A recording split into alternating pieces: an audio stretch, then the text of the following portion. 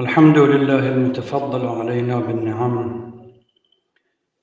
المكرم علينا بالعطايا، المعطي دون من، الذي خلق الخلائق بقدرته، ثم الصلاة والسلام على رسوله وصفيه سيد الأولين والآخرين محمد وعلى آله الطاهرين المعصومين المنتجبين.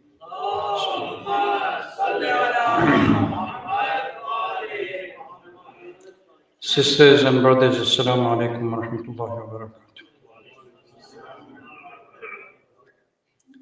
I humbly beseech Allah subhanahu wa ta'ala to accept our meager offering during these nights and prayers, fasting, supplications, and help us in our struggle to purify our souls and finish the process of tazkiyah, inshallah, during this month.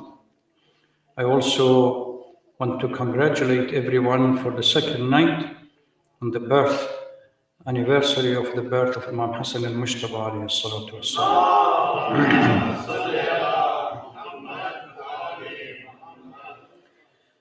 من وصية لأمير المؤمنين عليه الصلاة والسلام للحسن والحسين عليهم السلام لما ضربه ابن ملجم لعنه الله: أوصيكما وجميع ولدي وأهلي ومن بلغه كتابي بتقوى الله ونظم أمركم وصلاح ذات البين، فإني سمعت جدكما يقول صلاح ذات البين أفضل من عامة الصلاة والصيام. الله في القرآن لا يسبقكم بالعمل به غيركم. This is considered to be the last wasiyah or the will of Amir al-Mu'mineen salawatullah salamu alayhi to his sons, Imam Hassan and Imam Hussein, in giving them a number of commands and instructions. He says, not only this wasiyah or will is for those two, Imam Hassan and Imam Hussein, but also it's a command for everyone that gets the message, they hear about the message. First and foremost, أوصيكما بتقوى الله, to be conscious and caring about submission to the command of Allah. وصلاح ذات البين, organize your own relationship, salat al-rahim and everything else. Because I heard the Holy Prophet, because he was talking to Imam Hassan and Imam Hussein, he said, Jaddukuma, your grandfather, said that if you bring peace and order between family, between members, this is much better than prayers and fastings for a long time. Then he moves to a number of commands, one by one. First, before even he gets to Quran, goes to the orphans, that they have a responsibility within society, that you should not allow the orphans to be dismissed. And then comes to the Quran. لا يسبقكم بالعمل به غيركم. You should not pay the highest attention to the Holy Quran. Make sure that others do not implement the essence of Quran, and then you are left with the book. The book is in your hand, but the essence and the spirit of the Quran is being practiced by other people. This is what we have today. We have plenty of Qurans in our shelves, in bookshelves, on the mantles in our house, but practicing Quran, amal bil Quran, doesn't exist, or hardly it exists. Let me recap a little bit of the discussion we had last night, which was focused on the life biography of Imam Hassan al-Mujtaba, as well as a concept of Imamah, which is a critical concept from Shia perspective. A central theological, philosophical base of Shia theology and philosophy is the concept of Imam. Without Imams, we have no Shias. Because this is the essence. What distinguishes us between our school of theology with other schools of theology is the fact that we believe that the Holy Prophet appointed an Imam, and we will follow the command of the Holy Prophet in Ghadir. And from appointment of Amir al-Mu'mineen to appointment of Imam Hassan and Imam Hussein, and the rest until the living Imam. I also said that with regard to Imam's position, the 12's position regarding the Imam, the character of the Imam is unique. We believe that our Imams are infallible. They share everything as far as responsibility with the Holy Prophet, apart from they are not recipient of wahy and revelation. Ya Ali, anta minni bimanzilati Harun min Musa, illa annahu la nabiyya ba'di. With our position, the same way that Prophet Musa asked Allah subhanahu wa ta'ala to give at least Harun, command Harun to stay with him as a support. And they went together to Pharaoh. So the role of the Amir al-Mu'mineen and the Imams, why do we say the Sunnah within our own theological base, the Sunnah is considered to be expansive and more than the narrow Sunnah of the Holy Prophet? Because we believe that they are infallibles, and because they are infallibles, their words, deeds, and actions are to be trusted and followed and mimicked. So for us, the role of the Imams, both in their political, spiritual, social responsibility, is the same as the Holy Prophet.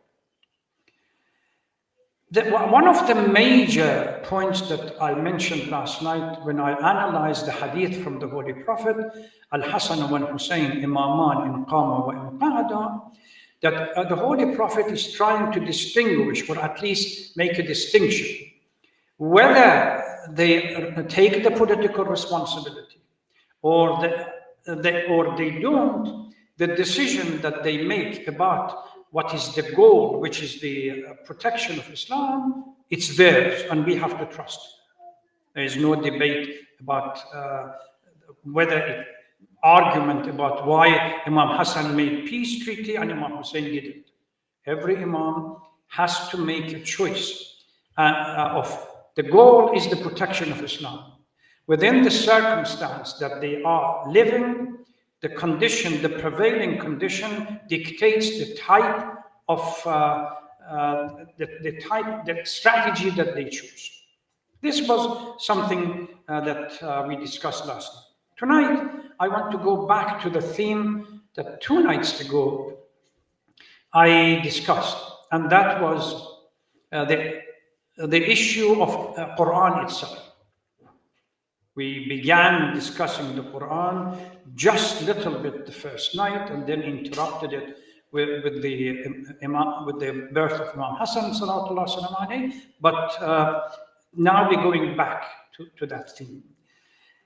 When I began the discussion, I said that Quran, every word of it, every letter, every recitation, everything about Quran, from our perspective, all Muslims' perspective, is considered to be revered, respected, holy, and sacred.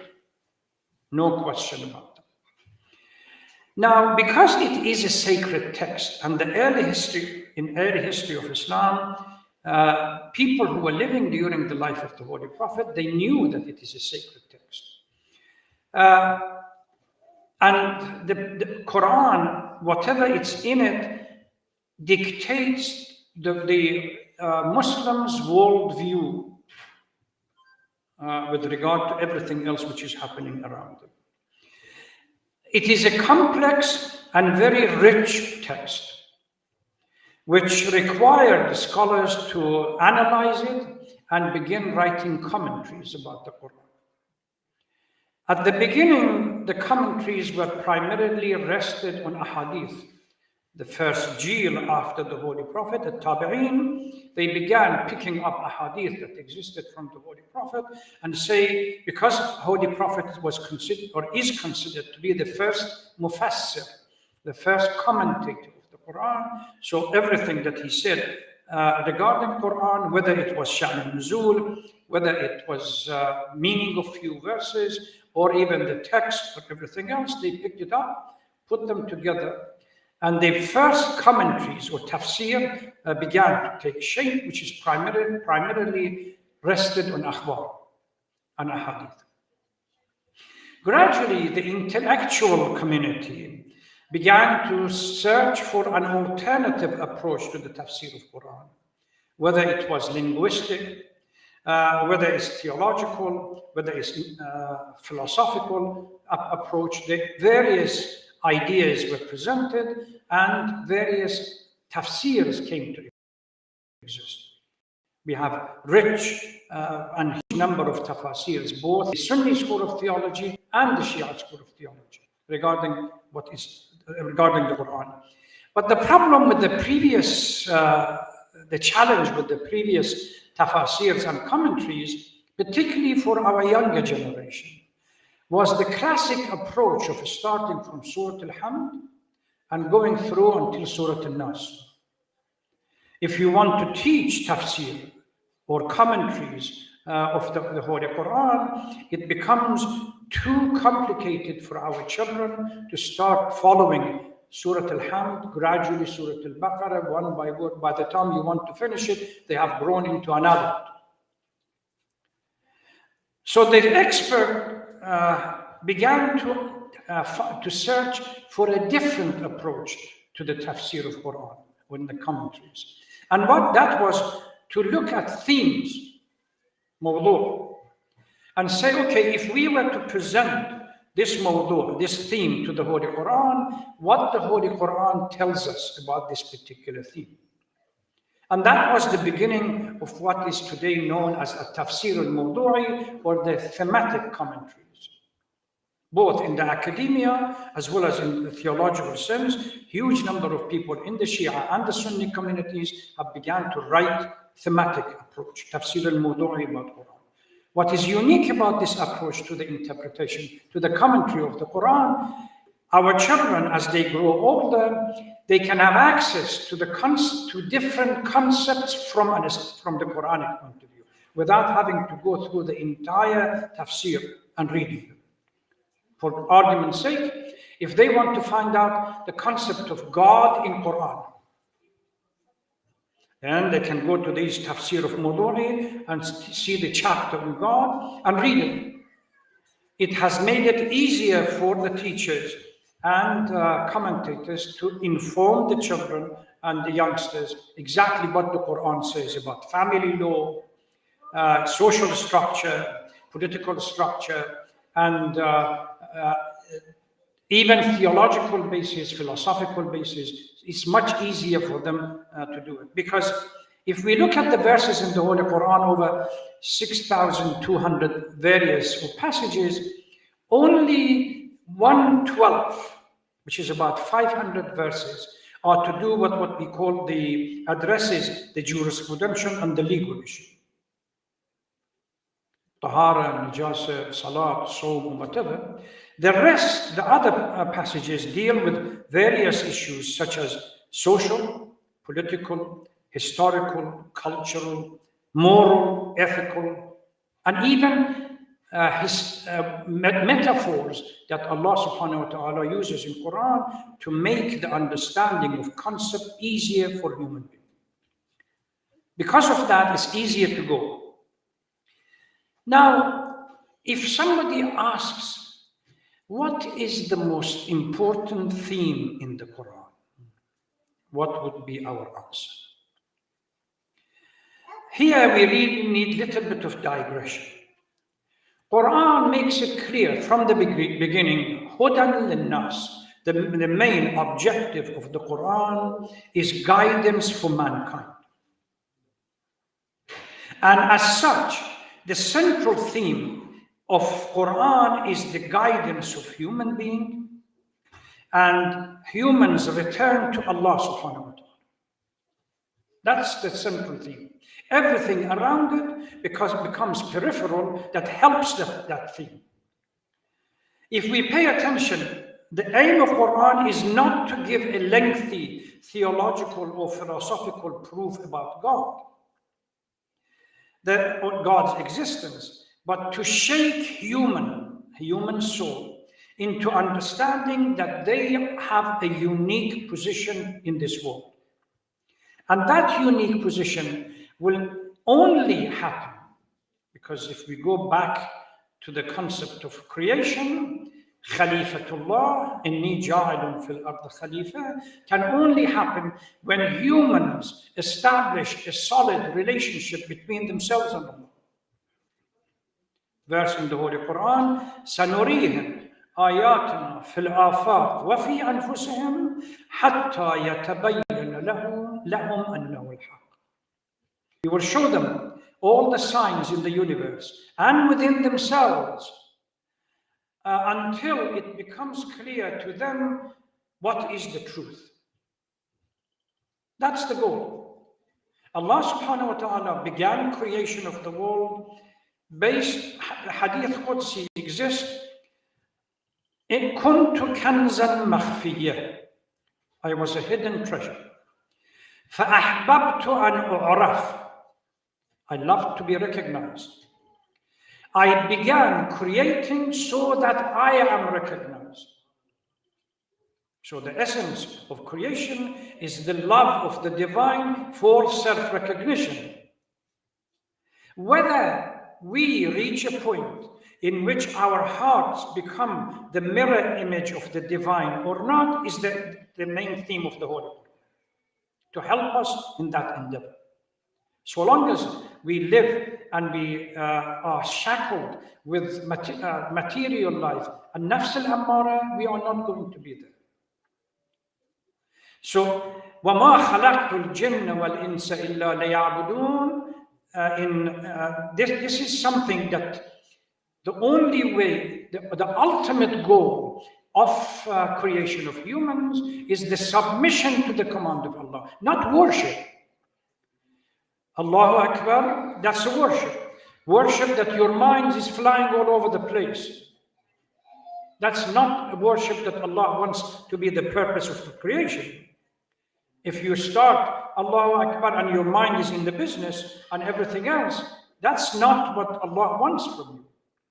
Submission, the concept of taqwa, God consciousness that is supposed to be happening during this month, that is what Khalifatullah, inni ja'ilun fil ard khalifa, the only person that deserves the concept of Khalifatullah on earth is the true abd and the servant of Allah. Nobody else. What we mean by serving is to develop ourselves into the highest level of potentiality, which is, we call it the nafs al-mutma'inna in the process of tazkiyah. That is what we need to do. Ultimately, this is the goal. So, Quran, as the main theme, structures and frames around human being. Because Quran wants to guard human being. Yet, repeatedly, in the Holy Quran, repeatedly, Allah subhanahu wa ta'ala tells us the importance of Quran. The importance of human being, and asking human being to use the faculties that Allah had given them to reflect, to ponder, tadabbur, ilm, knowledge, etc., etc. At the same time that we have the notion of the importance of human being, we have also other themes in the Holy Quran. Number one, oneness of God, Tawheed. The concept is the foundation of everything in Islamic theology. If the concept of the true understanding of Tawheed is absent, we have problem. And it is a concept that goes beyond the acknowledgement of God is one. It dictates, frames our behavior, the way of thinking, worldview, and everything else that we do. if we are not conscious of Allah subhanahu wa ta'ala's presence in our life, that Allah is somehow has full control over our life and everything else that we do, then the notion of mere belief that God is one is neither here nor there. It's academic. So Tawheed is not just mere acknowledgement, but it is a way of life that you think constantly, God is with me. Whether I'm going to sin, whether I'm going to submit, whether I fast, whether I pray or anything else. يا أيها الذين آمنوا استجيبوا لله وللرسول إذا دعاكم لما يحييكم. This is Surah Anfal, verse 24. O those who believe, respond to Allah and the Messenger when He calls you to what gives you life. Submission to the command of Allah subhanahu wa ta'ala. And the essence of faith is what brings life to us. Otherwise, we are not living in the way Allah subhanahu wa ta'ala wants. So the concept of Tawheed is critical. Also, within the Holy Quran, we have the theme of prophethood and revelation. That humans are granted first some kind of guidance from within, which is the fitrah and the intellect, and it is supplemented with the guidance from without, which are the holy prophets and revelation. And they're supposed to work hand in hand. This is why Quran constantly asks, أَفَلَا يَتَدَبَّرُونَ أَفَلَا تَعْقِلُونَ أَفَلَا تَتَفَكَّرُونَ أَفَلَا تَعْلَمُونَ. Constantly is asking you, we have sent you the revelation. You need to use the intellect and all the tools that Allah has given you to complement this so that you decide on the right path. There is another verse in the Holy Quran that huge number of people on the day of judgment are going to go to be punished. Why? Because they did not use the intellect, the tools that Allah subhanahu wa ta'ala gave them correctly. لَهُمْ قُلُوبٌ لَا يَسْمَعُونَ. The heart is locked. Eyes is not referring to the physical eye, the muscle, or the qalb, the muscle. No, it's the inside, what makes humans. A few nights ago, I mentioned this, that the essence of our existence is the soul, not the physical reality. The physical reality, you leave it behind and you depart. Within a week, disintegrates. It's the soul and our deeds that go forward. So what we have here, it's the heart of the soul, the eyes of the soul. There is a hadith, I believe, from Imam Muhammad al-Baqir or Imam Ja'far al-Sadiq. I could be wrong. That soul has heart and eyes and ears similar to the physical reality that we have. And it is those that we need to engage for the benefit of understanding Allah subhanahu wa ta'ala and submitting to the command of Allah. So the concept of prophethood and revelation, the essence of it is the same thing, to guide us to the right path. وَلَقَدْ بَعَثْنَا فِي كُلِّ أُمَّةٍ رَسُولًا أَنِ اعْبُدُوا اللَّهَ وَاجْتَنِبُوا الطَّاغُوتَ. You can reduce the message that all the prophets brought from the beginning, 124,000 up to now, from Adam until the Holy Prophet, to two things: submission to the command of Allah subhanahu wa ta'ala and stay away from shaitan.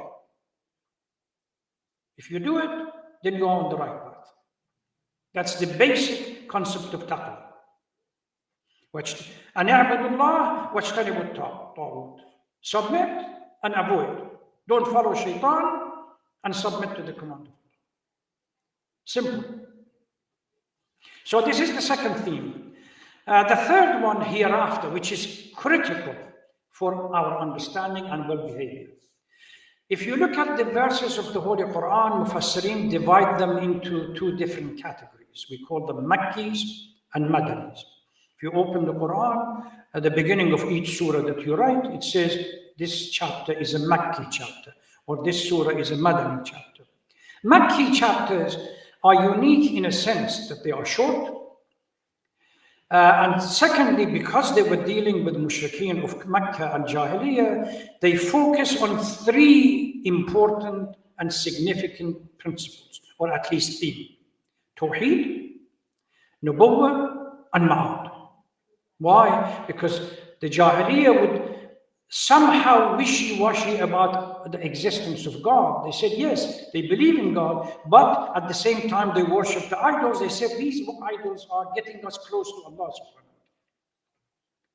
The main concern for the Jahili mindset, that after the disintegration of the body, how on earth are we going to be resurrected again? And this was something that they began to tease and taunt the Holy Prophet. Look what he says. He said that after we have completely gone and disintegrated, we are going to be resurrected.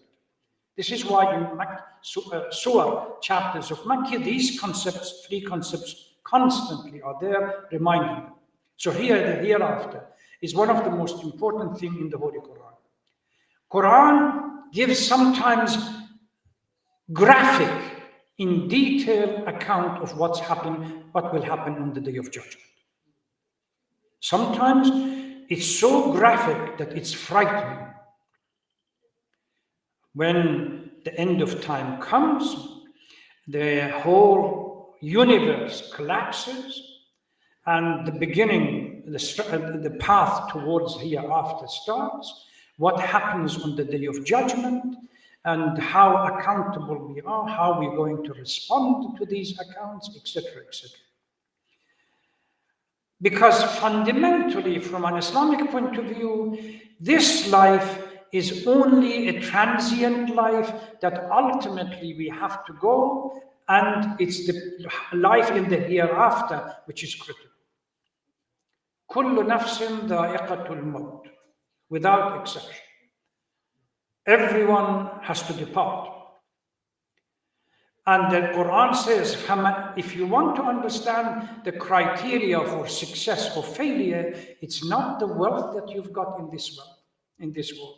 It's not the position that you've got in this world, not any other material things. فَمَنْ زُحْزِحَ عَنِ النَّارِ وَأُدْخِلَ الْجَنَّةِ فَقَدْ فَازَ. Simple criteria. Ultimately, over there, as they say, if you cross the bridge and the malaika or the angels say, this is it, this is the red carpet to heaven, then you have succeeded. Otherwise, وَمَا هَذِهِ الْحَيَاةِ الدُّنْيَا إِلَّا لَهْوٌ وَلَعِبٌ. It's nothing. This worldly life is nothing but amusement and play. If you are attracted by it, you lose the hereafter. وَإِنَّ الدَّارَ الْآخِرَةَ لَهِيَ الْحَيَوَانُ. Dar al-Akhirah, the hereafter, is a permanent one. Everything else is non-permanent, transient. Also within the themes, because ultimately humans have to live side by side with other people, the concept of social justice and ethics and morality. Establishment of a viable social order on earth that is just and seeks justice is one of the goals of the Holy Quran. لقد أرسلنا سورة الحديد لقد أرسلنا رسولنا بالبينات وأنزلنا معهم الكتاب والميزان. For what? We sent all these prophets and we gave them the guidelines so that people establish justice. ليقوم الناس بالقسط. Not Allah subhanahu wa ta'ala miraculously establishes justice for them. No. This links to last night's conversation with regard to the Imams and their presence of the social base or political base. When Imam Amir al-Mu'mineen says, we have a right, if people give us that right, that means if they rise and support us. Otherwise, we will be marginalized. So here, لِيَقُومُ النَّاسُ, so that people stand for justice, stand for the right of the poor, just treatment of the women, orphan, moral, economic policies, etc., etc. Justice in its totality. A social order that is just and seeks justice. This is one of the themes of the Holy Quran. Relationship between humans and nature. Again, we see this number of verses. We are given the stewardship or the trusteeship. It's not, although Allah subhanahu wa ta'ala says that the world has been created, but we have no right to abuse it. We have the trustee. We behave in the best possible manner to take the world that we have in our hand, at least if we don't make it better, in the same position and give it to the next generation. Abuse is not allowed. That's the angle that these days ecologists, Muslims ecologists and environmentalists and so on come in to establish. Moral, spiritual development, as well as legal and political principles also exist in Quran, and a number of other themes. But critical within all of this is going back to the wasiyah of the Holy Amir al-Mu'mineen salawatullah salam alayhi.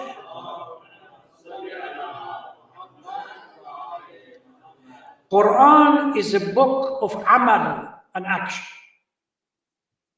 not a book of just recitation during month of Ramadan or any other day and then putting it aside. A book of action. When Amir al-Mu'mineen salawatullah salam alayhi, la yasbiqukum bil amal bihi ghayrukum, he's warning us all that if we treat the Quran in a manner that it's just a recitation that we learn to recite without even understanding the meaning of it, it's going to be problematic. One of the verses in the Holy Quran regarding the treatment of Quran in a manner that we desert the Quran. The Holy Prophet on the Day of Judgment stands in front of Allah subhanahu wa ta'ala, inna qawm ittakhadu hadha al-Quran mahjura. They didn't respect the Quran. They treated it, they deserted it. How do we desert it? We kiss it, we put it on the mantle. We don't touch it until another occasion comes, another month of Ramadan. Quran has no relevance to our daily life. The principles of Quran we don't pay attention to. Our children know nothing about the Quran. While they know other things, other traditional issues, but know the principle of Quran, nothing. إِنَّ قَوْمِ اتَّخَذُوا هَذَا الْقُرْآنَ مَهْجُورًا. O Lord, my people had deserted this book. How do we desert it? What Amir al-Mu'mineen salawatullah salam alayhi says, that the book is in your hand, but the essence, the spirit of it is being practiced somewhere else. The book calls for social justice. There are no justice in our society. The book calls for equality of both genders. We have no equality of genders in our life. It's male-orientated structural society. The book calls for proper political order. There are no political orders in our life. The book calls for moral and ethical principles. We violate every single moral principles in the book. The book calls for that, look, you shouldn't backbite, you shouldn't slander, you shouldn't everything. It's something that we do on a regular basis. The book calls about the importance of time and time management. One of the societies in the world that least cares about time and the issue of time. We waste it. Knowing fully well that on the Day of Judgment, Allah subhanahu wa ta'ala is going to ask us, this time that I gave you, the life, how did you spend it? Part of becoming muttaqi, taqwa, God conscious, it's a path that now we begin to realize that we have a central role in this world and we have to follow those commands. Month of Ramadan is supposed to teach us that. The purification of the soul, submission to the command of Allah subhanahu wa ta'ala, etc., etc. Time is really passing us by very quickly. Already the night of the 16th. 15 days finished. half of the month of Ramadan gone. In few days from now, we are going to commemorate the 19th, the first night of power. And before we know it, the 21st, the second night of power, then 23rd, the third night of power, and that's it, finished. How successful we have been during this month, only Allah subhanahu wa ta'ala knows. May Allah bless you all, and let's all of us ask Allah to really help us in whatever is left of the month of Ramadan, to be able to at least get something out of this month, so that the month has passed with a little bit of benefit, little bit of positive change in our life. And please keep everyone in your prayers, particularly the Palestinians, Gaza. They are in desperate shape, and unfortunately the Zionists continue the bombardment and the genocide, and they care less about international orders or anything else. Let's hope that Allah subhanahu wa ta'ala would help them, and if you can support them by any shape, please do. But at least keep them in your prayer so that Allah would facilitate some change within their life, inshallah. Thank you very much. Wassalamu alaikum wa rahmatullah.